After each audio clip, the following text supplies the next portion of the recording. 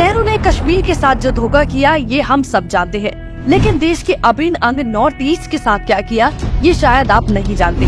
महाभारत के समय से ही नॉर्थ ईस्ट की एक अलग महत्वता रही है। अर्जुन ने मणिपुर की राजकुमारी चित्रांगदा से शादी की। नागालैंड की उलूपी राजकुमारी ने अर्जुन को वासुओं के श्राप से बचाया था। शिव जी के बाढ़ से त्रिपुरा की स्थापना हुई थी, लेकिन कांग्रेस ने नॉर्थ ईस्ट को मेन स्ट्रीम में पहुंचने से पहले ही साइडलाइन कर दिया। ऑक्सफोर्ड में अपने साथी वरियर एल्विन को नेहरू ने नॉर्थ ईस्ट के लिए अपना एडवाइजर बना दिया। उसके बाद लगभग 70 सालों तक नॉर्थ ईस्ट विकास से कोसों दूर रहा। मणिपुर। कांग्रेस आज मणिपुर के लिए चाहे जितने घड़ियाली आंसू बहा ले, लेकिन कोई नहीं भूल सकता कि 1967 से लेकर 1994 के बीच कांग्रेस ने मणिपुर में 9 बार राष्ट्रपति शासन लगाया। 2010 से 2017 के बीच हर साल मणिपुर में लगभग 100 दिन नाकाबंदी की गई। 2011 में 123 दिन तक मणिपुर में हिंसा चली और रिमोट कंट्रोल पीएम गूंगा बहरा बनकर बैठा रहा।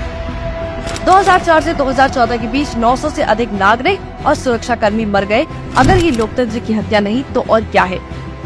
1987 में राजीव गांधी ने मणिपुर में ऑपरेशन ब्लू बर्ड ऑर्डर किया, जिसमें रिपोर्ट्स के मुताबिक 300 लोगों के साथ टॉर्चर कर उन्हें मार दिया गया।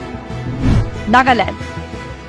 भारत देश सेकुलर है, लेकिन नागालैंड ने अपने आप को खुद ही ईसाई राज्य घोषित कर दिया, वो भी कांग्रेस की नाक के नीचे, और कांग्रेस ने कोई कार्रवाई नहीं की। 1953 में नेहरू अपनी बेटी के साथ नागालैंड के कोहिमा पहुंचे तो स्पीच के दौरान नागा की जनता मीटिंग छोड़कर चली गई। रामचंद्र गुहा ने अपनी किताब में लिखा था कि नागा के लोगों को नेहरू पसंद नहीं करते थे। 1954 में अपने खिलाफ प्रदर्शन के जवाब में नेहरू के नेतृत्व में येंगपांग नरसंहार हुआ। 1960 में नेहरू के ही राज में नागालैंड में भयंकर नरसंहार हुआ, जहां नागा लोगों को बेरहमी से मार दिया गया।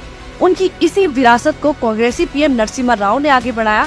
नागालैंड में नक्सलवाद का जहर इतना बढ़ गया था कि 1994 और 1995 में एक बार फिर नागालैंड में 2 नरसंहार हुए। आप यकीन नहीं करेंगे कि नागालैंड में 1975 से 2008 के बीच 4 बार राष्ट्रपति शासन लगाया गया। मिजोरम। 1966 में जब इंदिरा गांधी की सरकार थी तब मिजोरम में अकाल पड़ा था और उनकी फंड की मांग को सरकार ने नहीं सुना। जब इसका विरोध हुआ तो तब की पीएम इंदिरा गांधी ने भारतीय वायुसेना को बमबारी का आदेश दे दिया, जिसमें कई बेगुनाह लोगों की जान चली गई। वाकई में इंदिरा गांधी आयरन लेडी ही थी, जिसमें दया का कोई भाव नहीं था। असम। असम से आतंकी संगठन उल्फा को खत्म करने के लिए राजीव गांधी ने ऑपरेशन बजरंग को ऑर्डर दिया, जिसमें आम नागरिक की हत्या से लेकर रेप की घटनाएं हुई। राजीव गांधी ने 1985 में असम में एनआरसी का वादा किया था, लेकिन उसे कभी लागू नहीं किया। मनमोहन सिंह असम से सांसद भी रहे, लेकिन किसी ने इस पर ध्यान नहीं दिया, जिसका नतीजा हुआ कि कांग्रेस की नाक के नीचे 2018 में 27 में से 8 जिलों में अल्पसंख्यक बहुसंख्यक में तब्दील हो गए। 2004 में थंजम मनोरम का बेरहमी से रेप किया गया, जिसके लिए राज्य की लगभग 30 महिलाओं ने नग्न प्रदर्शन तक किया।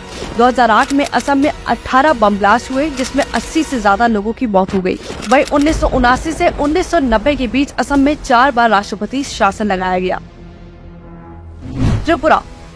त्रिपुरा वो राज्य है जहां कांग्रेस के कार्यकर्ताओं ने एक ऐसे नरसंहार को अंजाम दिया, जिसमें लेफ्ट पार्टी के 10 से अधिक लोग मारे गए। इसके बाद त्रिपुरा की जनता ने कभी कांग्रेस को इलेक्ट नहीं किया। अरुणाचल प्रदेश।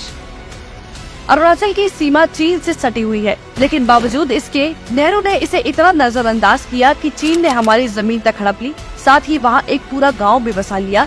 इसके बाद हम 1962 का युद्ध भी हार गए।